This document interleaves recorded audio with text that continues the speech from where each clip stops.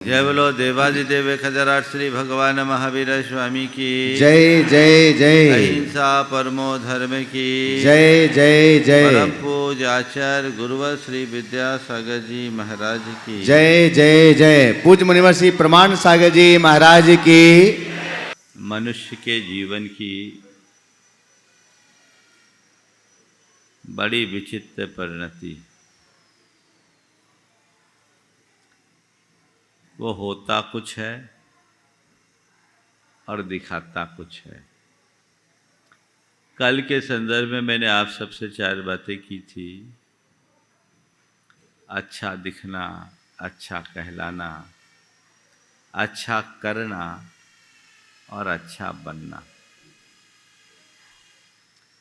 जब तक हम अपने जीवन को अच्छा बनाने की दिशा में आगे नहीं बढ़ते, तब तक हम अपना कल्याण नहीं कर सकते। लेकिन अच्छा बनने में हमारी जो दुर्बलता है वही हमारे लिए बाधक बनती है। हमारी मन की दुर्बलता हमें रोक लेती है।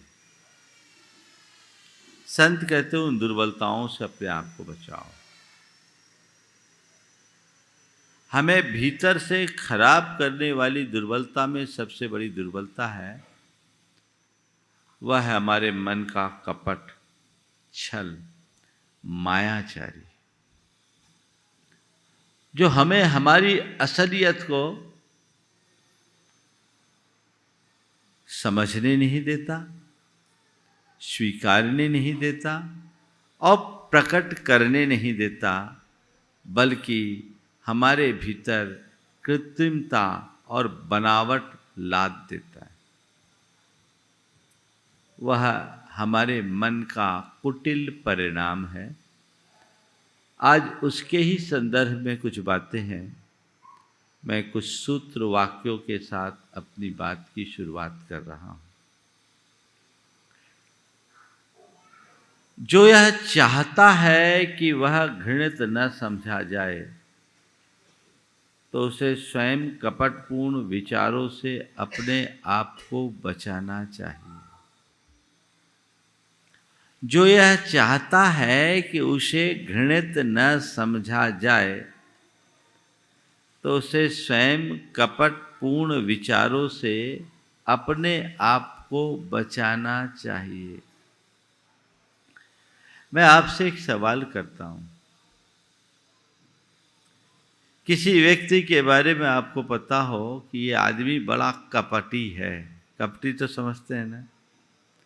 छलिया, धोखेबाज, विश्वासघाती, पल पल में गिरगिट की तरह रंग बदलने वाला, अपना मतलब सीधा करने के लिए किसी भी स्तर तक चले जाने वाला, हर जगह व्यक्ति केवल अपने स्वार्थ की पूर्ति के लिए तत्पर रहने वाला। अगर ऐसा व्यक्ति आपके सामने आए, आपके मन में कैसे भाव आएंगे? कैसे भाव आएंगे? ये आदमी बहुत अच्छा है, तो बड़ा गंदा है, धूर्त है, बदमिजाज है, भरोसे के लायक नहीं है, इस आदमी की तो छाया से भी दूर रहना चाहिए। और थोड़ा अच्छे शब्दों में कहेंगे तो नटवर लाल है। क्या है? नटवर लाल है। संत कहते हैं, जैसे व्यक्ति को तुम पसंद नहीं करते, अपने भीतर झांक कर देखो, कहीं तुम्हारा व्यक्तित्व तो वैसा नहीं है। तुम नहीं चाहते कि कोई कपट करे, तुम नहीं चाहते कि मेरे साथ कोई छल, धोखेबाजी, विश्वासघात या अन्य प्रकार का कोई कुचक्र, धोखाधड़ी करे। तो अपने मन में घुस के देखो, तुमने कभी किसी के साथ छल तो नहीं किया? तुमने कभी किसी के साथ विश्वासघात तो नहीं किया? तुमने कभी किसी के साथ धोखाधड़ी तो नहीं किया? तुमने किसी से अपने स्वार्थ की पूर्ति के लिए अन्य अनैतिक कर्म तो नहीं किया? अगर नहीं किया तो बहुत अच्छे, और यदि किया है तो बहुत कुछ सोचने की जरूरत है।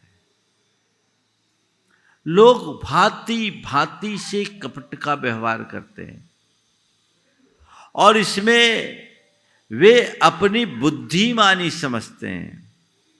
किसी को उल्लू बना देना लोग अपने समझदारी के प्रमाण के रूप में देखते हैं कि मैंने उसे अच्छा उल्लू बना दिया, पर ऐसे लोगों को ये पता नहीं कि उल्लू बनाने के चक्कर में कभी कभी खुद उल्लू बनना पड़ता है।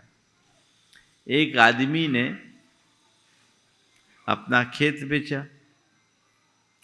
खेत में कुआं था, सबकी रजिस्ट्री हो गई, बेचारा खेती करने लगा।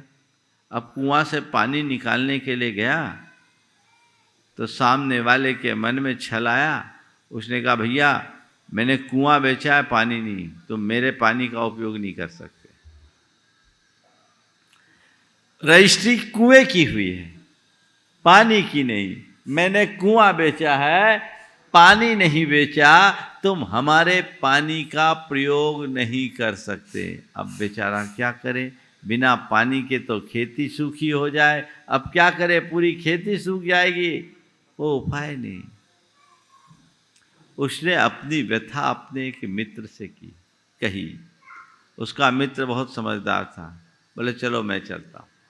गया, जब पानी निकालने की बात आई, बोला मैंने कुआं बेचा, पानी नहीं, तुम पानी नहीं निकाल सकते। बोले ठीक है भैया, तुमने कुआं तो बेच दिया ना। बोले हाँ कुआं बेच दिया, तो मेरे कुएं से अपना पानी निकालो, नहीं तो किराया दो। मेरे कुएं से अपना पानी निकालो, नहीं तो किराया दो, और ध्यान रखना पानी निकाल के ले जाना, लेकिन तुम्हारे कुएं पानी की एक बूंद मेरे खेत में नहीं पड़नी चाहिए। उसकी बुद्धि ठिकाने लग गई। हम अपने मन मिजाज को देखें। कई बार छोटे छोटे स्वार्थों में भी लोग बड़े अनर्थ कर डालते हैं। जहां जरूरत नहीं हो वहां भी कपटपूर्ण व्यवहार कर लेते हैं। इस पर हमें ध्यान रखने की जरूरत है। आज विशेष रूप से जो बात की जा रही है वो कपट पूर्वक धन संपत्ति को प्राप्त करने के संदर्भ में है, जो लोगों के द्वारा अक्सर देखने में आती है। वाक्य है, अपने मन में यह विचार आना पाप है कि मैं अपने पड़ोसी की संपत्ति को कपट द्वारा ले लूंगा। अपने मन में यह विचार आना पाप है कि मैं अपने पड़ोसी की संपत्ति को कपट द्वारा ले लूंगा। वह वैभव जो कपट द्वारा प्राप्त किया जाता है, भले ही बढ़ती की ओर दिखाई देता हो, परंतु अंत में नष्ट होने को ही है। जितनी तेजी से आता है उतनी तेजी से साफ हो जाता है। मैंने ऐसे अनेक लोगों को देखा है। 2-3 वाक्य और कहूं, फिर आज की प्रासंगिक बातें आपसे करूंगा। अपहरण की प्यास अपने उन्नति काल में भी अनंत दुखों की ओर ले जाती है। यदि आप दूसरों का हरोगे तो अंत में आप दुख ही भोगोगे। लूट के पश्चात भी जिस मनुष्य को लोभ की प्यास बनी रहती है, वह वस्तुओं का उचित मूल्य नहीं समझ सकता और न ही सत्य मार्ग का पथिक ही बन सकता है। कई तरह के लोग होते हैं। कुछ लोग ऐसे होते हैं जो तरह तरह के हथकंडे अपनाकर धन संपत्ति अर्जित करते हैं।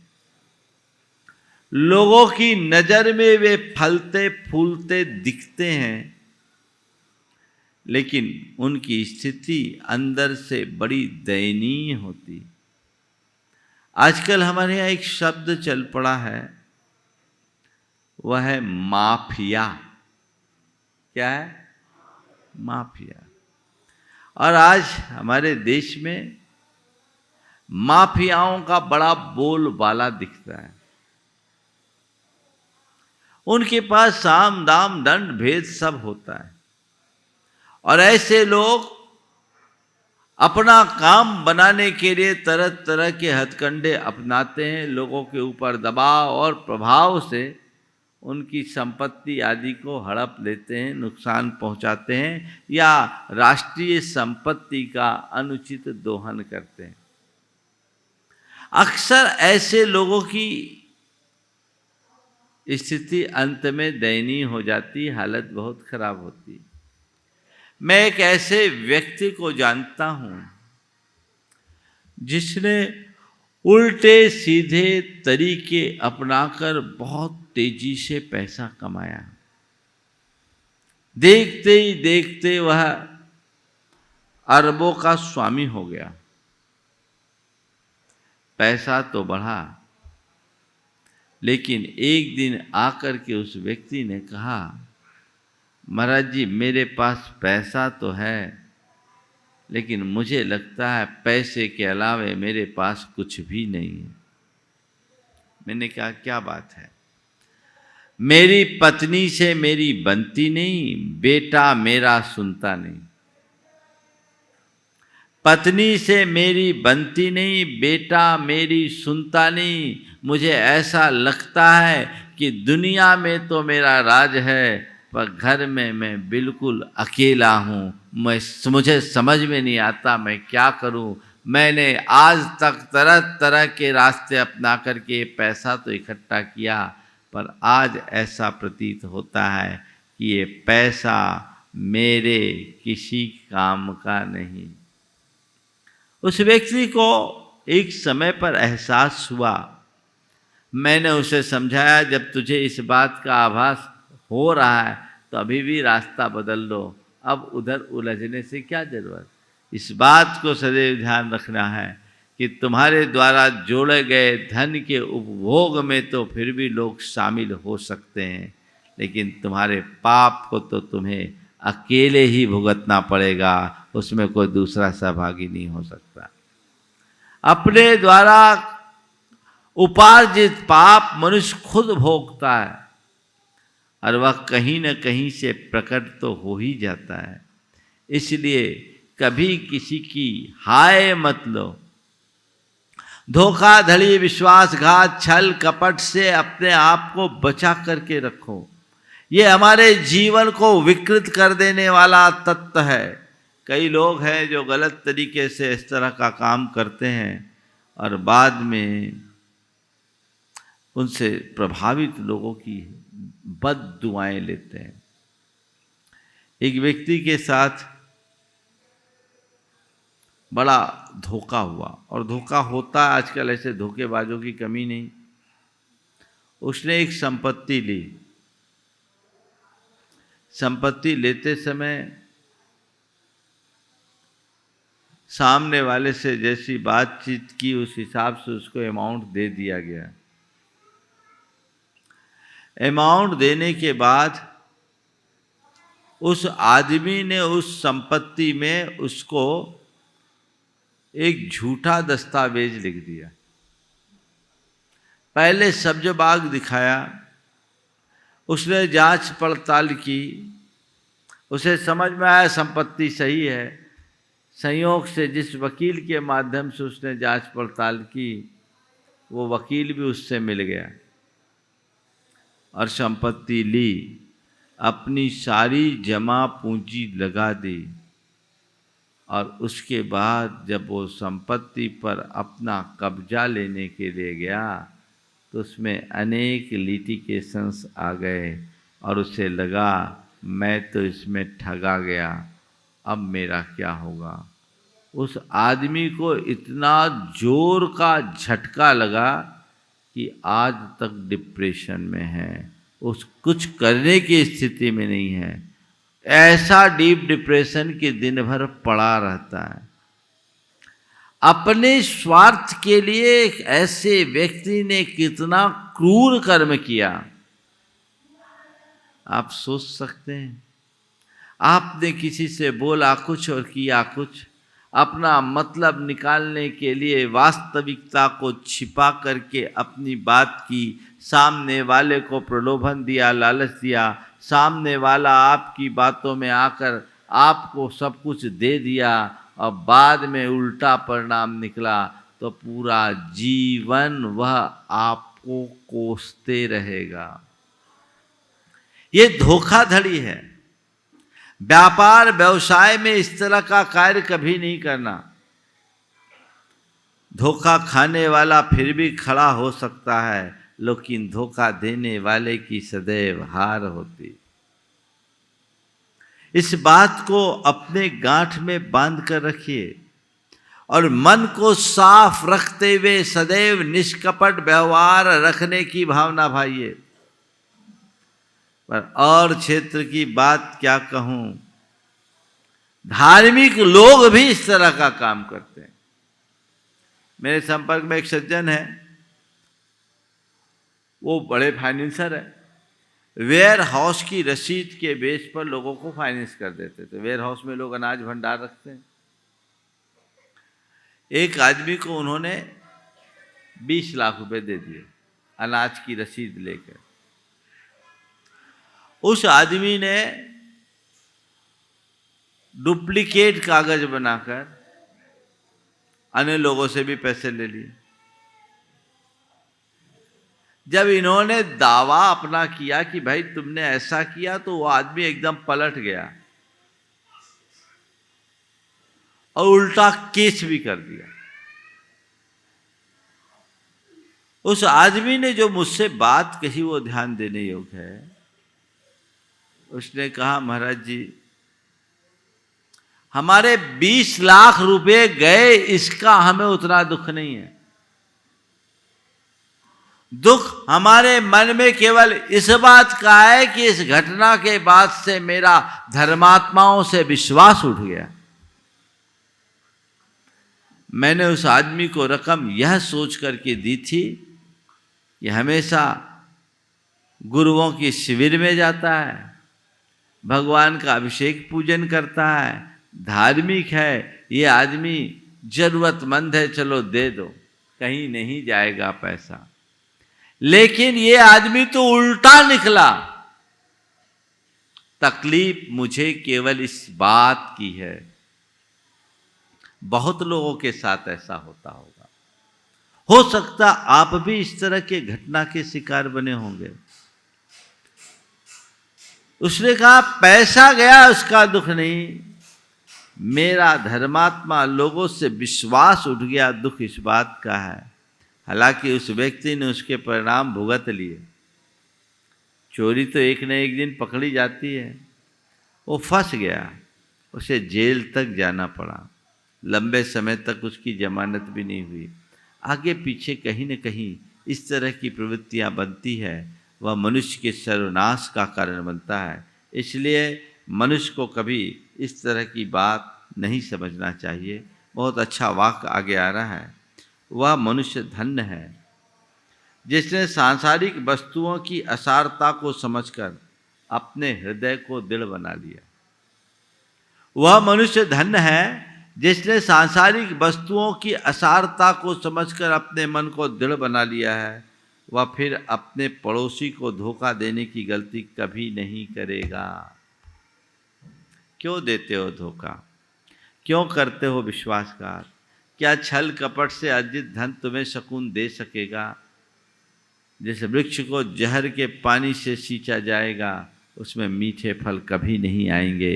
इस बात को अपने हृदय में बांध करके रखना। जो गलत रीति से धन संपत्ति अपनाएगा, कमाएगा, उसका जीवन सुनिश्चित तौर पर विकृत होगा, विषाक्त होगा। इससे अपने आप को बचना चाहिए, बचाना चाहिए। जिसे जीवन के सत्य का बोध होता है, वो इस तरह की कपट वृत्ति कभी नहीं अपनाता। और जो इस सत्य से परांगमुख होते हैं, वो 24 घंटे इसी लालसा में लगे रहता है कि हम कैसे सामने वाले की संपत्ति को हड़पे, या कैसे हम सामने वाले से अपना उल्लू सीधा करें। कभी ऐसा मत करना। लोग भी हैं जो सरलता की मूर्ति हैं, ईमानदारी और प्रामाणिकता से अपना काम करते हैं, ईमानदारी और प्रामाणिकता से अपना काम करते हैं। और वो जो इस तरीके से काम करे, उस व्यक्ति के प्रति उनका बड़ा सम्मान का भी भाव रहता है। एक सज्जन, जिनके यहाँ से एक ग्राहक ने सामान लिया, सामान लेने के बाद भीड़ थी ग्राहक में, उनने पहले पेमेंट दे दिया और पेमेंट दिया, जो भी सामान लेना था, जितना पेमेंट देना था दिया। बाद में ध्यान नहीं रहा, वो इधर उधर गए, बिल वाउचर किसी दूसरे ने काटा, उसने कहा पेमेंट, इनको याद नहीं रहा कि मैंने पेमेंट दिया, दोबारा पेमेंट दे दिया। वो तो लेके चला गया। शाम के टाइम में जब दुकान बढ़ाने के टाइम में उनने अपना कैश बैलेंस मिलाया, पैसा सरप्लस दिखा। सोचा ये पैसा सरप्लस कैसे आया, सरप्लस कैसे आया। ख्याल आया मैंने उससे पैसा ले लिया था। उनने अपने साथ के व्यक्ति से पूछा, क्या तुमने उनसे तो पैसा नहीं लिया? बोले हाँ लिया, उतना ही अमाउंट एक्स्ट्रा था। उन्होंने तत्क्षण सामने वाले को फ़ोन किया कि क्षमा कीजिएगा, आज हमसे एक बड़ी गलती हो गई, ऐसा लगता है कि आपने अपना पेमेंट 2 बार कर दिया है, ये एक्स्ट्रा पेमेंट है, हम नहीं लेना चाहते, हम आपका ये पैसा कल भेज देंगे। वो आदमी इतना प्रभावित हुआ, उसने कहा मुझे जाते समय लगा तो जरूर कि शायद मैंने दोबारा पैसा दे दिया, पर ये सोचकर कि अभी मैं बोलूँगा भी तो मेरी कौन सुनेगा, मैंने कहा छोटा सा अमाउंट है, जाने दो, फिर देखेंगे। लेकिन मैं आपकी इस नेक नियति का मुरीद हो गया हूँ। और वो आदमी अब उससे इतना प्रभावित हुआ कि खुद तो जुड़ा सो जुड़ा, अनेक लोगों को भी उससे जोड़ दिया। मैं आपसे पूछता हूँ, ऐसे छोटे छोटे मौके में भी आपके मन में ऐसा होता है कि मैं किसी की चीज़ को स्पर्श न करूं? पर द्रव्येषु दोषवत्, ऐसा होना चाहिए। कई बार लोग हो, थोड़ा सा किसी ने गलती से कुछ कर दिया, आप उसे दबा लेते हैं, कम ज़्यादा पेमेंट दे दिया, ले लिया, कर लेते हैं। कभी मत करो, कभी किसी की अमानत में खयानत मत करो। पहली बात, किसी से कुछ लो मत, और लो तो जिस भाव से लिया है उसी भाव से उसे चुकाओ, तब आप अपने जीवन को सफल और सार्थक बना पाएंगे। अन्यथा सब कुछ छिन्न भिन्न हो जाएगा। हमें वो देखना चाहिए, जो कुछ है उसको उस रूप लेने का प्रयत्न करना चाहिए, तब हम कुछ कर पाएंगे। जिस प्रकार तत्वज्ञानी साधु संतों के हृदय में सत्यता निवास करती है, उसी प्रकार चोर ठगों के मन में कपट का वास नियम से होता है। वो तो उल्टा ही सोचते हैं, कैसे हम करें, कैसे उल्लू सीधा करें, कैसे उल्लू सीधा करें। पर मनुष्य के मन का कपट कहीं ना कहीं प्रकट हो ही जाता है। एक बुढ़िया अपनी गठरी लेके जा रही थी, रास्ता लंबा था, थोड़ी थक गई। तभी कोई घुड़सवार उधर से निकला। उसने उससे प्रार्थना की कि अगर थोड़ी सी देर मुझे घोड़े पे बिठा दोगे, मेरा रास्ता पार कर दोगे तो कृपा होगी।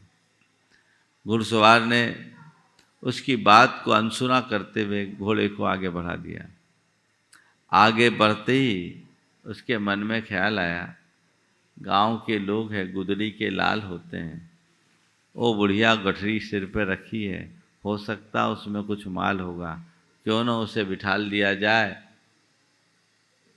और लेकर पार कर दिया जाए, यहाँ मुझे कौन देखता है। बुढ़िया ने कहा था मेरी गठरी तुम आगे छोड़ देना, मैं पीछे से आ जाऊंगी। वो घोड़ा लौटा कर लाया और कहा अम्मा दो आपकी गठरी मैं ले जाता हूँ, आगे छोड़ देता हूँ। अम्मा दो गठरी मैं आगे ले जाता हूँ, छोड़ देता हूँ। तो बुढ़िया ने कहा नहीं बेटा अब रहने दे, मैं ही ले जाऊंगी। नहीं बेटा अब रहने दे, मैं ही ले जाऊंगी। तो उसने कहा क्या बात हो गई, अभी तो आप बोल रही थी मुझसे चला नहीं जाता, तुम ले जाओ, अब मना कर रही हो, किसी ने कुछ कह दिया क्या? बोला नहीं बेटा, जिसने तेरे कान में कहा कि गठरी ले आओ, उसी ने मेरे कान में कह दिया कि गठरी मत दो।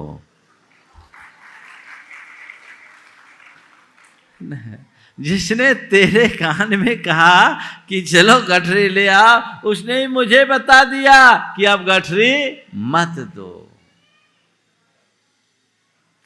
ईमानदारी और नेक नियति का प्रयोग कीजिए। हृदय में सत्य को प्रतिष्ठापित करने के लिए संकल्पित हो जाइए, तो कभी इस तरह की खोटी प्रवृत्ति होगी ही नहीं। ऐसा करके आप अपने जीवन को कभी सुखी नहीं बना सकते। उस मनुष्य पर तरस आता है जो छल तथा कपट के अतिरिक्त और किसी बात पर विचार ही नहीं करता। वह सत्य मार्ग को छोड़ देगा और नाश को प्राप्त होगा।